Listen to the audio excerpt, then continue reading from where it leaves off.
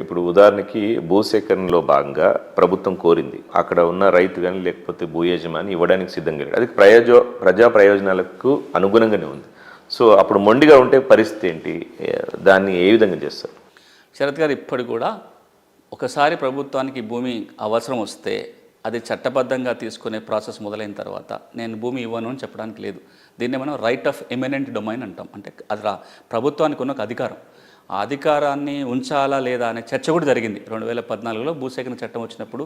ఎందుకు ఇంతకాలం తర్వాత కూడా ప్రభుత్వమే భూమి సేకరించే అధికారం ఎందుకు కలిగి ఉండాలి, ఈ రైట్ టు ఎమినెంట్ డొమైన్ ఉండకూడదు అని అనుకొచ్చినప్పుడు కూడా అప్పటికి కూడా ప్రభుత్వాలు నిర్ణయం ఏమొచ్చినాయి, ఈ ఎమినెంట్ డొమైన్ అనే హక్కు లేకపోతే అభివృద్ధి కుంటుపడుతుంది. నేను ఇవ్వని పాయింట్ ఏం చేస్తారు, ఇప్పుడు నేను రోడ్డు వేస్తున్నా, కొంత భూమి నాకు అక్కడ తప్ప తీసుకుంటే తప్ప నేను రోడ్డు వేయలేని పరిస్థితి. ఈ ఎమినెంట్ డొమైన్ అనే అధికారం ప్రభుత్వానికి లేకపోతే ఆ యజమానిని ఇవ్వను అంటే ఇక మీకు అభివృద్ధి ఆగిపోతుంది. సో పలానా చోటనే నేను ఇరిగేషన్ ప్రాజెక్ట్ కట్టాలి, వేరే చోట కట్టడానికి లేదు.